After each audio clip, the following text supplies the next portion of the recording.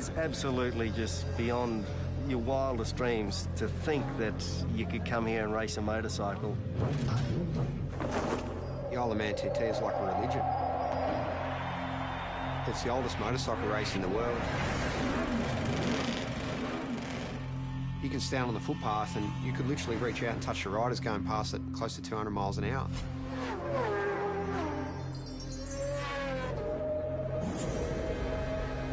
The houses are passing you so quick, sometimes it feels like you're inside a video game.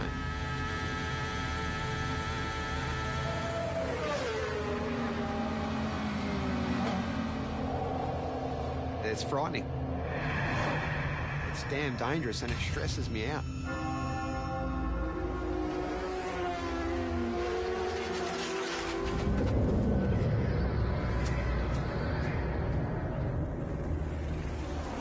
Unless I'm very much mistaken, Mark, this is the greatest motorsport event in the world.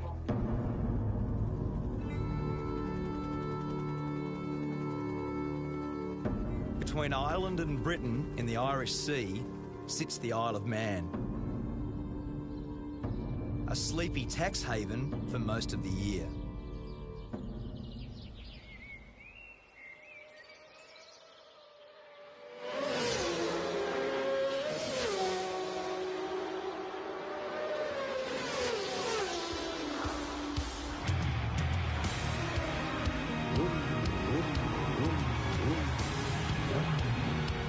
I've come here to witness the most dangerous road race on Earth. It's about 200 kilometres an hour, straight at the front here, absolute lunacy. I want to find out what drives these riders to test themselves and their machines in a brutal event called the TT, the Tourist Trophy. There's a lot to get right and a lot that can go wrong, so it is part sprint race, part endurance race, and it's a time trial, so it's so unique. Peter Brock used to say that great racetracks have got consequences. The Isle of Man TT is the ultimate road course. It's the fastest, wildest and most dangerous racetrack I've ever seen. And for the riders that compete here, there is absolutely no room for error.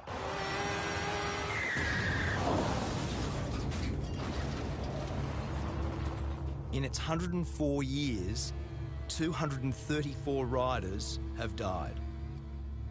It says on the back of your pass that motor racing is dangerous. This is dead set dangerous, isn't it? It is. It really is. It's frightening. Aussie rider Cameron Donald is one of over 200 starters this year. And when you add the fans, it's like an invasion. With Cameron is his girlfriend Karen, herself a keen motorcyclist. They've been planning for the race all year. So is this normal nervous start tension? Kind of is. Normally this is done the night before. Is it? Or late night last night, obviously? Usually we like to have this done the night before, everything, but by the time we finish, like 11 o'clock, it's just like, let's get out of here and worry about it tomorrow. So what's Karen's job in this world? Keep me calm.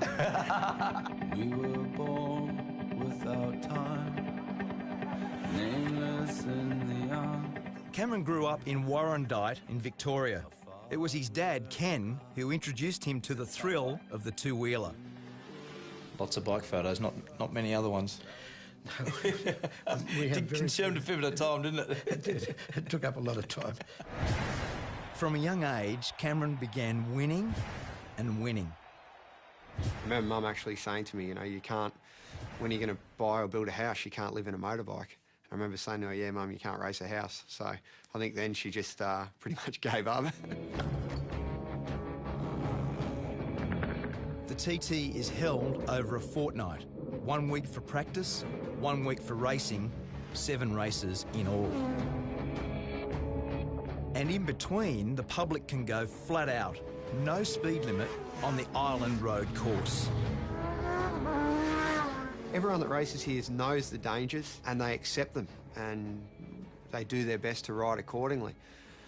But I think it's sad in this world that we're all so wrapped in cotton wool these days, and there's so few opportunities to do anything dangerous. For Cameron, a plumber when he's not racing, there's no event bigger than this. Riders set off at 10-second intervals. It's all about the fastest lap of the island, and that's what makes it so pure and so dangerous. You sit on the start line, you're looking down that first hill, and because it's not a mass start, you're sitting there getting waved off one at a time. The pressure on you, everyone's looking at you, and it's a rush I've never had out of any other race.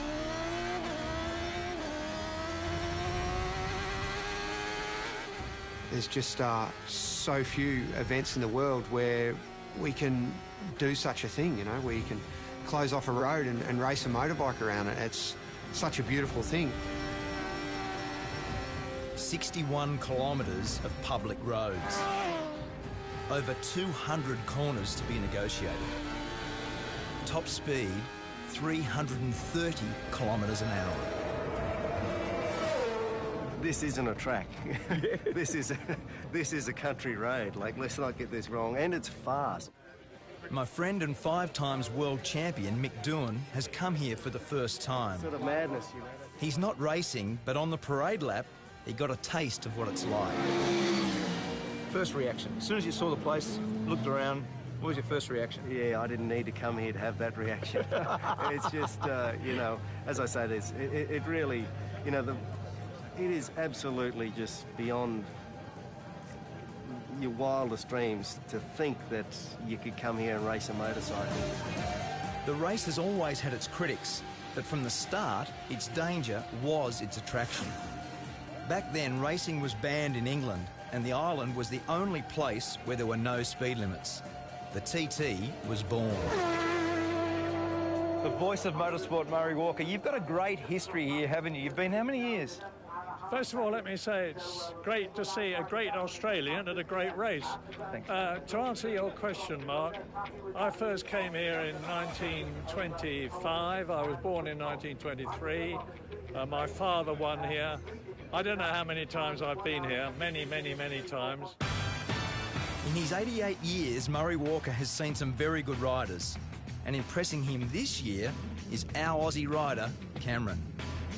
He's got a good bike, he's got some good backing, and he's still got the most important race of the week to come. So maybe, hopefully, he'll get it done. Each time Cameron sets out is an exercise in courage.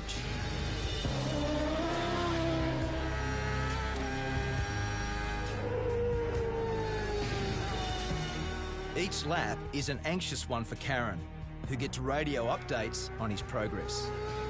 I see the worry in her face before I head out for a race, and sometimes I feel a little bit guilty for putting people close to me through that stress. In the week I was there, 7 people lost their lives. 3 riders and 4 members of the public. ACU Events Limited regret to announce the death of Derek Bryan. I've lost a couple of friends in my years racing at the Isle of Man, and I do think of them in the corners that they've fallen in, and where Dobbsy crashed is one of the most intense corners on the track. Dobbsy, Paul Dobbs, died in the TT last year. He lost his life to the sport that he loves, like, so.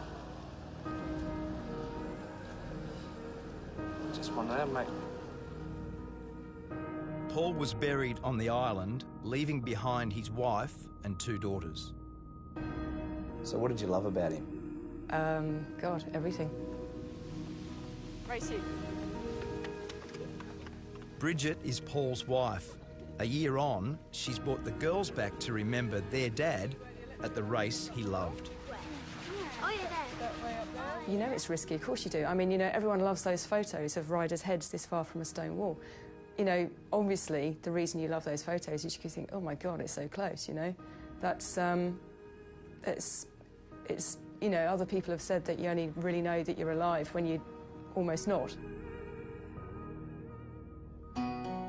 Some are just plain lucky to survive. Like Connor Cummins. I can actually see, know, where it's all gone wrong. I've disappeared over the side, and the way I look at it, that's where, you know, the injuries started to happen, and it's sort of, it does get to you a little bit. We'll just get on with life. The world ain't gonna stop for me. Has your opinion of the TT changed based on what's happened? No? No. Do you think it should be banned? You can't possibly ban it. I mean, I don't know if you could ban it if you tried. It's like a monster, you know. It's bigger than the rest of us. Riders don't come here for the prize money. There's hardly any. The TT is simply about the glory of being the fastest. And for Cameron, it was a glorious week. In his chosen race, the Superbikes, he was just pipped for first. But second still felt pretty good. Congratulations, mate. Well done. Really good, huh? When will you settle down and stop doing this? I don't see it too far away. I never saw racing the Isle of Man as a long-term prospect because, look, it is so dangerous, and I do see it as a numbers game. If you keep coming back, sooner or later, I see it's going to catch you out.